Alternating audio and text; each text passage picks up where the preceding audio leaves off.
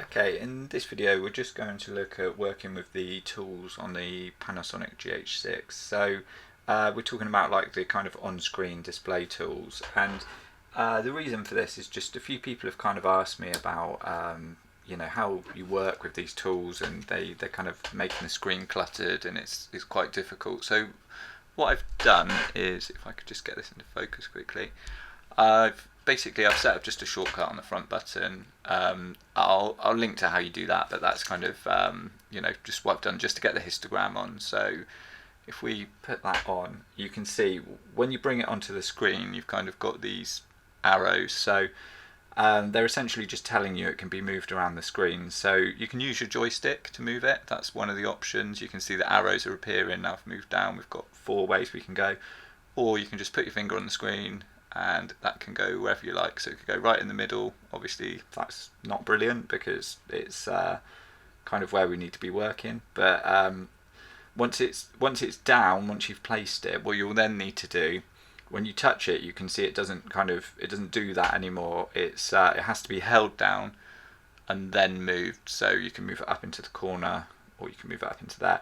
I usually just kind of keep it up in the top corner, but that's absolutely, that's the preference of whoever's using it. So if we get rid of that one now for a minute, and then on some of the other options, so you can see this is our focus area here, this little one. Quite often, for me this happens all the time. I'm always touching the screen, moving the focus area by accident, and then resetting things to the center of anything can be very difficult by eye. So if you've got grid lines on and things, it's probably a bit easier, but you can do that in one click on this just really easily. You see the joystick, press it down, back in the center. So if we accidentally click off there, I don't want to focus there, or you are focusing over here and then all of a sudden you want to focus in the center, just click the joystick and you're always back.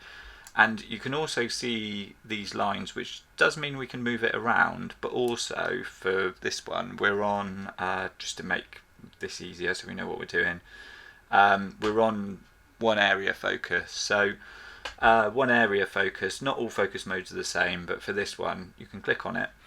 And then if we use our scroll wheel on the top here, we can also expand that. So this is a really underutilized thing, actually, to be honest, on a lot of cameras when people are focusing. If you've got that as your focus area, the camera's going to do a lot of focus hunting because that's such a tiny point to focus on. So if you can bring it out to something reasonable, someone's face, probably, depending on how far away they could be, that, or it could be that, it's but yeah, bring that to a reasonable amount, and that's just using that dial there. And you can still move that over there, or if you want to come back to the center, hit the joystick and we're back again. But yeah, make sure you're kind of utilizing that, and it works on quite a lot of them. So if we go back into focus modes, we can jump into, say, I think there's only 2 modes in One Area Plus, but One Area Plus is quite useful. If they come out of the spot, it focuses within the outer area. This isn't a focusing tutorial, but it's if we click on it, you can see we've got 2 modes, like big or small, essentially, in One Area Plus. And again, we can move it wherever we like, or joystick back to the center. And same again for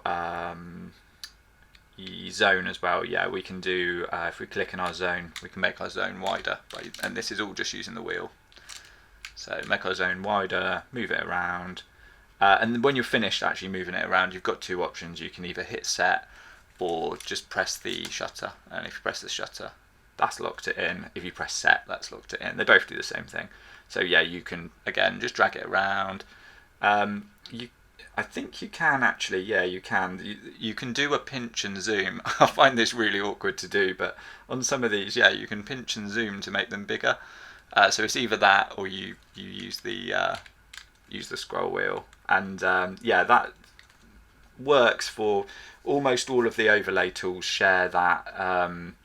They all share that kind of way of working. So you've got movement, size, and actually not all of them use lock to center, but they've all got movement and size, and they can all be done in that way. So hopefully that helps you in arranging things. If you've got 2 tools, then you don't have to they're not just going to be overlaid on top of each other. You can start moving them around the screen and start organising your screen how you want it. You probably don't have this down here. I have the audio menu on all the time because for me it's really useful, but you know, you'll probably be able to arrange yours down here and sort of maybe up the side, or you know, whatever works for you. But yeah, hopefully that's helped. If it has, give the video a like. If you want to see more about the GH6, then please check out the GH6 tutorials playlist on this channel, and please subscribe.